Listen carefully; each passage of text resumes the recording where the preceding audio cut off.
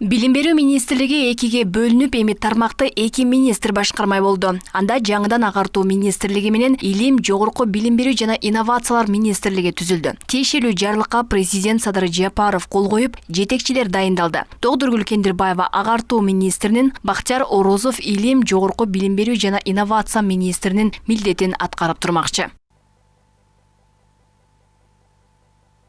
Мында тармак экиге бөлүнүп башкарылат. Мектепке чейинки, башталгыч, негизги жана жалпы орто билим берүүнү агартуу министрлиги карайт. Ал эми орто, жогорку жана жогорку окуу жайынан кийинки кесиптик билим берүү, интеллектуалдык менчик чөйрөсүндөгү милдеттер илим, жогорку билим берүү жана инновациялар министрлигине жүктөлөт. Мындай кадам менен аксап турган билим берүү тармагын жолго салуу максатталган. Реформа дегенде кардиналдык реформа болуш керек. Түп тамырынан алмаштырыш керек кадрларды. Министрди алмаштырып коюу, же министрликти башкача атап коюу, же экиге бөлүп коюу, же кошуп коюу, ал реформаны ийгиликтүү ишке ашырат дегенди түшүндүрбөйт да. Министрликтин ишин алдыга кардиналдуу реформа жасап, сезилерлик ийгилик сезилиш керек эртеңчи кылыш үчүн ошол структураны түп тамырынан бери алмаштырыш керек кадр. Тармактагы бул ири реформаны педагогдор да колдоого алышууда. Бирок анын жемиши аткарууда гана калды дешет. Буга чейин билим берүү системасы аксап, орчундуу көйгөйлөр орун алып келген. Министр бир эле учурда мектепке чейинки билим, мектеп, лицейлер, жогорку окуу жайлар өңдүү 8-9 багытта иш алып барып келген. Ошо бир министр жасай турганда азыр эки министр жасаш керек болуп атат да. 30 канча жылдан бери бир министр жасай албай, окуй, университетти карасам мектеп калып калды, мектепти карасам университет калып калды, экөөнү карасам илим калып калды деп актанып үлгүрбөй атабыз, акча жетпей атат деп келген да министрлерчи. Мында азыр эми эки министр кылып берип койду. Мына сен мектеп бала бакчаны кара деди. Эми ал канчалык деңгээлде карайт. Эми жаңы ачылган министрлик бул канчалык деңгээлде карайт. Убакыт көрсөтөт. Мына азыр эч ким моундай болот деп конкреттүү кесе айта албайт.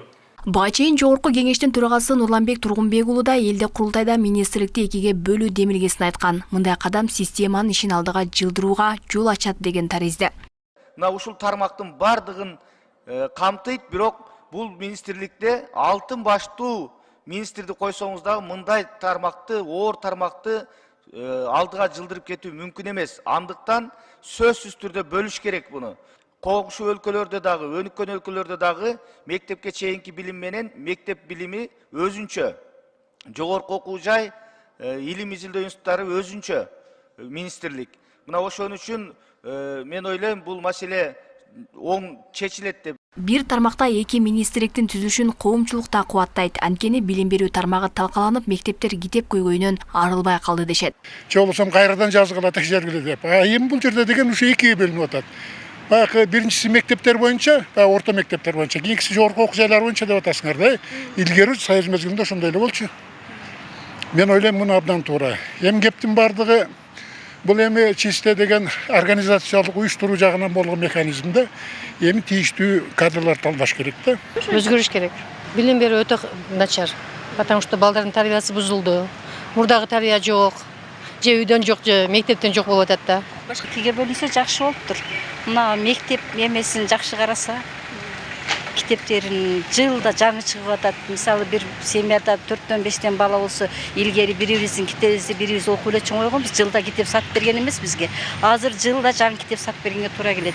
Буга чейин мектептерде 12 жылдык системага өткөрүү реформасы башталып, ага билим уялары даяр эмес экени айтылган. Көп өтпөй бул жаатта мамлекеттик стандарт кабыл алынып, предметтик стандарттарды кабыл алуу боюнча иш-аракеттер башталган. Алмагүлерге Байгызы Адилбек Абдакимов, Ош ТВ.